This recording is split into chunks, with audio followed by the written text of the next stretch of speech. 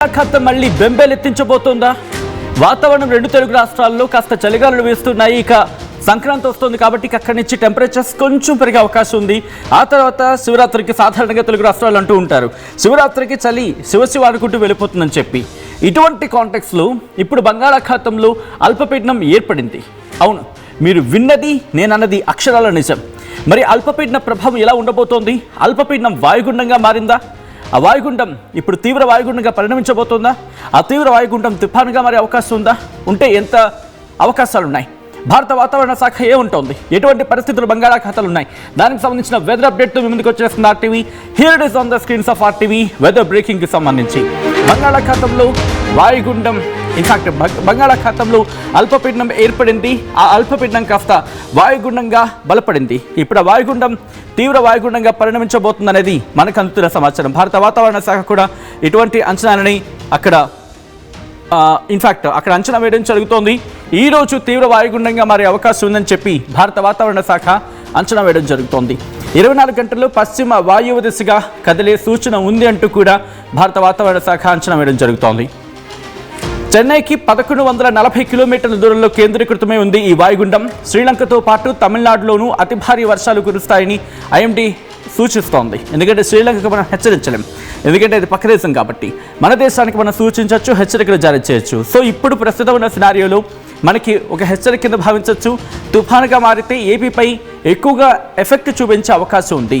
రేపు దక్షిణ కోస్తా రాయలసీమ ప్రాంతాల్లో వానలు కురిసే అవకాశం ఉందని చెప్పి ఇక్కడికి ఈ అంశానికి సంబంధించి భారత వాతావరణ శాఖ అంచనా వేయడం జరుగుతోంది. తేలికపాటి నుంచి మోస్తరు వర్షాలు కురిసే అవకాశం ఉందని చెప్పి వాతావరణ శాఖ అంచనా వేయడం జరుగుతోంది. ఏపీలోని పోర్టులకు ఇప్పటికీ హెచ్చరికలు జారీ చేస్తుంది భారత వాతావరణ శాఖ.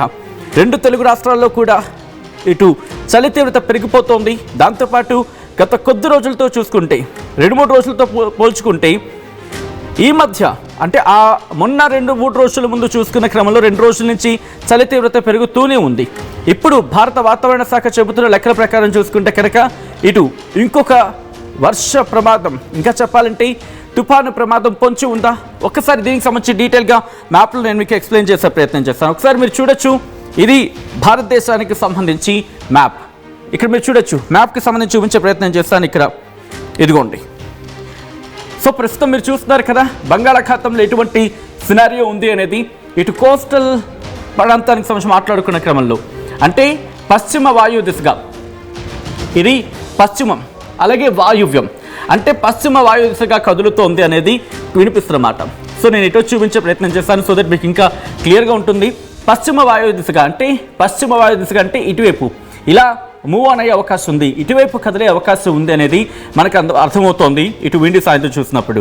సో ఇక్కడి నుంచి నేను ఒకసారి మన భారత వాతావరణ శాఖ మ్యాప్ని చూపించే ప్రయత్నం చేస్తాను, సో దట్ మనకి క్లియర్ ఐడియా వచ్చే అవకాశం ఉంటుంది. ఇదిగోండి, భారత వాతావరణ శాఖ చెబుతున్న మాట ఇది. ఈ మ్యాప్ని మీరు చూసే ప్రయత్నం చేస్తే కనుక ఇగో ఇక్కడ మనకి క్లియర్గా ఉంది, చూడొచ్చు. ఇప్పటికీ దీని ప్రభావం శ్రీలంక మీద మనకు కనిపిస్తోంది. ఆ ప్రభావాన్ని మీరు కూడా పరిశీలించవచ్చు. శ్రీలంక మీద ఇప్పటికే దీని ప్రభావం ఉంది. కాస్త నేను పైకి చూపించే ప్రయత్నం చేస్తాను. ఇదిగోండి, మీరు గమనిస్తే కనుక శ్రీలంక మీద ఇప్పటికే దీని ప్రభావం మనకు కనిపిస్తోంది. దాంతోపాటు ఇటు తమిళనాడు మీద కూడా దీని ప్రభావం ఇది మీరు చూడొచ్చు. చెన్నైతో పాటు ఇటు మరికొన్ని ప్రాంతాలకు సంబంధించి ఇటు కేరళ మీద కాస్త మనకి ప్రభావం కనిపిస్తోంది. దాంతోపాటు ఇటు రాయలసీమలోని కొన్ని ప్రాంతాలకు ఇప్పటికి దీని ప్రభావం మనకి కాస్త కొంచెంగా ఇది మీరు చూడొచ్చు. ఇదిగోండి, రాయలసీమలోని కొన్ని ప్రాంతాల్లో కడప, కర్నూలు, అనంతపురం, అలాగే చిత్తూరు, ఈ ప్రాంతాల మీద దీని ప్రభావం మనకి కాస్త కనిపిస్తోంది ఇక్కడ.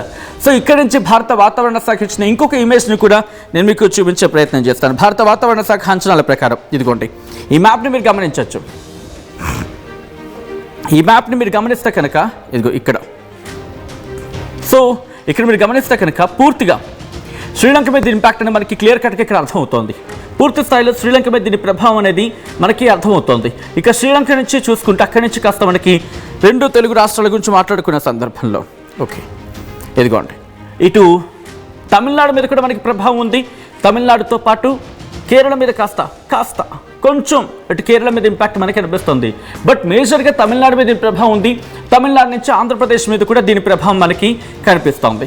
సో తమిళనాడుతో పాటు ఇటు ఆంధ్రప్రదేశ్ మీద కూడా దీని ప్రభావం ఉంది అనేది మనకి క్లియర్ కట్గా ఇక్కడ అర్థమవుతున్న మాట. సో ఇక్కడి నుంచి మనం ఇన్ఫాక్ట్ రిపోర్ట్ పరంగా చూసే ప్రయత్నం చేద్దాం. భారత వాతావరణ శాఖ ఇచ్చిన రిపోర్ట్ని నేను మీకు చూపించే ప్రయత్నం చేశాను.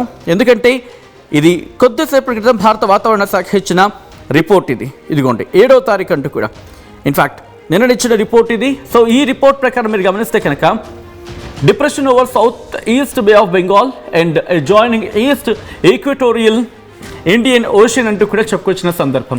అంటే depression south east Bay of Bengal, south ఈస్ట్కి సంబంధించి మాట్లాడుకున్న సందర్భం. అంటే బంగాళాఖాతంలో ఏర్పడిన అల్పపీడనం కాస్త వాయుగుండంగా మారింది. వాయుగుండం కాస్త ఇప్పుడు తీవ్ర వాయుగుండంగా బలపడిన సందర్భం. సో దానికి సంబంధించి ఇక్కడ డీటెయిల్ ఇన్ఫర్మేషన్ రాసుకొచ్చిన సందర్భం ఇప్పటికీ ఆ ప్రభావం మనకి కనిపిస్తోంది.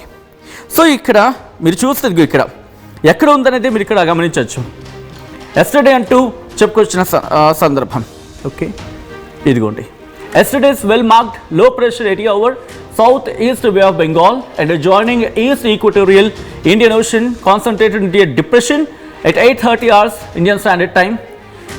ఇది 7వ తారీఖు కాబట్టి నిన్న, ఇప్పటికి ఇంకా అప్డేట్ కావాలి ఇది.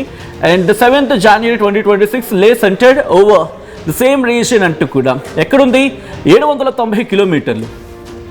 ఓకే, ఫస్ట్ ఇక్కడ నుంచి చూసే ప్రయత్నం చేద్దాం. 740 కిలోమీటర్లు ఎక్కడికి? శ్రీలంకకు సంబంధించి. శ్రీలంకకు 740 కిలోమీటర్ల దూరంలో ఉంది. అలాగే అదే శ్రీలంక గురించి మాట్లాడుకున్న సందర్భంలో ఓకే డిఫరెంట్ ప్రదేశాలు ఇక్కడ శ్రీలంక. ఇటు మన తెలుగు రాష్ట్రాల గురించి మాట్లాడుకునే ప్రయత్నం చేద్దాం.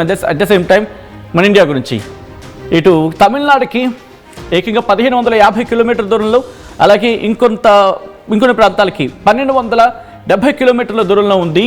ఇది ఇంటెన్సిఫై అవకాశం ఉంది. ఇది డీప్ డిప్రెషన్గా అంటే తీవ్ర వాయుగుండంగా పరిణమించబోతుంది. అఫ్ కోర్స్ ఇప్పుడు ఆ పరిణామ క్రమంలో ఉందని భావించాలి. అట్ ద సేమ్ టైం ఆ తర్వాత 48 గంటలు it is very likely to move west north words అంటే పశ్చిమ వాయు దిశగా ఇది కదిలే అవకాశం ఉందని చెప్పి అంచనా వేయడం జరుగుతోంది రాబోయే 48 గంటల్లో. సో ప్రస్తుతం ఇది ఆ సిచ్యువేషన్ చెప్పుకుంటే కనుక అంటే ఇది కాస్త మూవ్ ఆన్ అవుతోంది. మూవ్ ఆన్ అయ్యే సందర్భంలో ఇంపాక్ట్ మనకి కనిపించే అవకాశం ఉంటుంది. సో ఈ క్రమంలో భారత వాతావరణ శాఖ ఇచ్చిన రిపోర్ట్ నేను మీకు చూపిస్తున్నాను. ఎటువంటి అలర్ట్ ఉన్నది అనేది ఒకసారి మీరు చూసే ప్రయత్నం చేస్తే కనుక మ్యాప్లో గమనించవచ్చు. ఆ మ్యాప్స్ని నేను మీకు చూపించే ప్రయత్నం చేస్తాను. ప్రస్తుతం ఇది 7వ తారీఖుకి సంబంధించి 7వ తారీఖు అంటే నిన్న కాబట్టి నేను పక్కన పెట్టేస్తున్నాను దాన్ని. 8వ తారీఖుని మీరు చూస్తే ప్రస్తుతానికి గ్రీన్ అలర్ట్ ఉంది. 2 తెలుగు రాష్ట్రాలకి గ్రీన్ అలర్ట్ ఇచ్చింది భారత వాతావరణ శాఖ. ఆ తర్వాత రేపటి విషయానికి వస్తే ఆ తర్వాత 10వ తారీఖుని మీరు గమనిస్తే కనుక ఆరెంజ్ అలర్ట్ జారీ చేస్తుంది భారత వాతావరణ శాఖ తమిళనాడుకి. మీరు గమనించవచ్చు వర్షాలకు సంబంధించి ఆరెంజ్ అలర్ట్ జారీ చేస్తుంది. సో మనకి ఇంకా అలర్ట్ అనేది ఇంకా క్లారిటీ రావాలి. ఎందుకంటే ప్రస్తుతం అది ఎంత ఇంపాక్ట్ చూపించవచ్చు, ఏ ప్రాంతాల మీద ఇంపాక్ట్ చూపించవచ్చు అనేది భారత వాతావరణ శాఖ అంచనా వేయడం జరుగుతోంది. అంటే 10వ తారీఖున ఇక్కడ ఆరెంజ్ అలర్ట్ ఇచ్చారు కాబట్టి బహుశా మనకి రేపు పూర్తి స్థాయిలో క్లారిటీ వచ్చే అవకాశం ఉంది. అంటే ఇది పశ్చిమ వాయు దిశగా కదులుతూ ఏ ప్రాంతాల మీద ప్రభావం చూపించే అవకాశం ఉంది అనేది దీని గురించి మాట్లాడుకుంటే క్రమం. అఫ్కోర్స్ దీనికి సంబంధించి Andhra Pradesh state disaster management authority కూడా ట్వీట్ చేసింది. ఆ ట్వీట్ని కూడా నేను మీకు చూపించే ప్రయత్నం చేస్తాను. ఆ తర్వాత 11వ తారీఖున ఎల్లో అలర్ట్ కంటిన్యూ అవుతోంది ఇటు తమిళనాడుకి సంబంధించి మాట్లాడుకునే క్రమంలో. ఇక అక్కడి నుంచి 12, 13 నార్మల్గా ఉండబోతుంది వాతావరణం. సో ఇక్కడి నుంచి ఎలా పరిణమించే అవకాశం ఉంది? ఇది వాయుగుండంగా మారబోతుంది. అంటే వాయుగుండంగా మారిపోయింది, తీవ్ర వాయుగుండంగా మారిపోతుంది. ఏ ప్రాంతాల మీద ప్రభావం చూపించే అవకాశం ఉంది అనేది ఒకసారి మనం మాట్లాడే ప్రయత్నం చేద్దాం. అండ్ మ్యాప్స్లో చూపించే ప్రయత్నం చేస్తాను. అండ్ విండి సాయంత్రం మనం చూసాం. ఇప్పుడు జుమత్ సాయంత్రం నేను మీకు చూపించే ప్రయత్నం చేస్తాను. మీరు చూడొచ్చు ప్రస్తుతం ఇది ఎక్కడ కేంద్రీకృతమై ఉంది అనేది.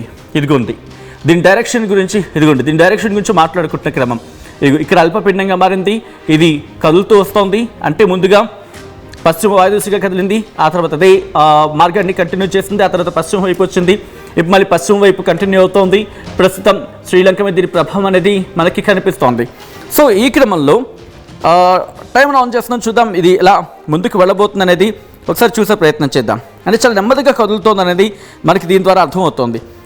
ఇది బహుశా రేపటికి ఇది కాస్త మరింత ముందుకు వచ్చే అవకాశం ఉంది. రేపు రాత్రికి ఇది చెన్నైకో లేకపోతే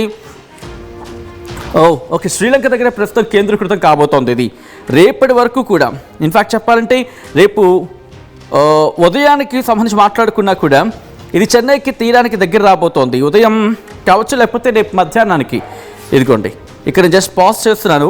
చూస్తే కనుక రేపు రాత్రికి ఇది చెన్నైని తాకబోతోంది, తీరాన్ని తాకే అవకాశం ఉంది. ఒకవేళ తీవ్ర తుఫాన్గా మారితే కనుక ఒక్కసారి జూమ్ చేస్తాను సో దట్ ఇంకా మీకు క్లియర్గా ఉంటుంది. చెన్నైని తీరాన్ని తాకబోతోంది.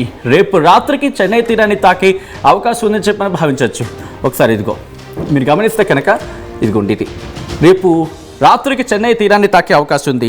ఆ తర్వాత ఎలా ఉండబోతోంది, మన ఆంధ్రప్రదేశ్ అలాగే తెలంగాణకి ఏమైనా ఇంపాక్ట్ ఉండబోతుందని చూసే ప్రయత్నం చేస్తే కనుక బహుశా రేపు రాత్రి తర్వాత ఎల్లుండి ఉదయం కాస్త ఇంపాక్ట్ చూపించే అవకాశం ఉందని కూడా అతిశయోక్తి లేదు. సో పూర్తిగా అయితే మాత్రం బంగాళాఖాతంలో ఏర్పడిన అల్పపీడనం వాయుగుండంగా మారింది. ఆ వాయుగుండం కాస్త తీవ్ర వాయుగుండంగా పరిణమించబోతోంది. ఈ తీవ్ర వాయుగుండం తుఫాన్గా మారే అవకాశం ఉందా, ప్రస్తుతం దీనికి సంబంధించి మాట్లాడుకుంటున్న క్రమం. సో ఈ నేపథ్యంలోనే భారత వాతావరణ శాఖ అలర్ట్ని జారీ చేస్తుంది. భారత వాతావరణ శాఖ ఇప్పటికే హెచ్చరికలను జారీ చేస్తుంది. ఈ క్రమంలో Andhra Pradesh state disaster management authority కూడా రియాక్ట్ అయింది. Andhra Pradesh state disaster management authority చెప్పిన ఆ ట్వీట్ నేను మీకు చూపించే ప్రయత్నం చేస్తున్నాను. Here it is. ఆ ట్వీట్ నేను మీకు చూపిస్తున్నాను చూడండి. బంగాళాఖాతంలోని, ఇది నేను చెప్తున్న మాట కాదు, ఇంకా Andhra Pradesh state disaster management authority చెబుతున్న మాట, బంగాళాఖాతంలోని వాయుగుండం రాగల 24 గంటల్లో తీవ్ర వాయుగుండంగా బలపడనుంది అని రాష్ట్ర విపత్తుల నిర్వహణ సంస్థ వెల్లడించింది. దీని ప్రభావంతో నెల్లూరు, అన్నమయ్య, చిత్తూరు, తిరుపతి జిల్లాల్లో శని, ఆదివారాల్లో తేలికపాటి నుంచి మోస్తరు వర్షాలు కురిసే అవకాశం ఉందని చెప్పి పేర్కొంది అంటూ కూడా Andhra Pradesh state disaster management authority చెబుతోంది. అంటే ఇది సాధారణంగా లేకపోతే దాదాపుగా నెల్లూరు, అన్నమయ్య, చిత్తూరు, తిరుపతి ఈ జిల్లాల మీద ప్రభావం చూపించే అవకాశం ఉంది అనేది మనకి క్లియర్ కట్గా అర్థమవుతుంది. సో ఈ క్రమంలో మీ ప్రాంతాల్లో ఎటువంటి వాతావరణం ఉంది అనేది కమెంట్ చేసే ప్రయత్నించండి. మొత్తంగా అయితే మాత్రం భారత వాతావరణ శాఖ అంచనాలు మనం చూడడం జరిగింది. పూర్తిగా రాబోయే 2 రోజులు కూడా కాస్త జాగ్రత్తగా ఉండాల్సిన అవసరం కనిపిస్తుంది. అఫ్కోర్స్ మరోపక్క సంక్రాంతి పండుగ కూడా ఉంది కాబట్టి దీని ప్రభావం ఏ మేరకు ఉండబోతుంది, ఏ ప్రాంతాల మీద ఉండబోతుంది, ఎంత స్థాయిలో ఉండే అవకాశం ఉంది, భారత వాతావరణ శాఖ ఏం చెబుతుంది అనేది ఎప్పటికప్పుడు ఆ రిపోర్ట్ని ముందుంచే ప్రయత్నం చేస్తుంది. ఆ టీవీ ఒకసారి వెదర్కి సంబంధించిన ఆ బ్రేకింగ్ న్యూస్ చూద్దాం.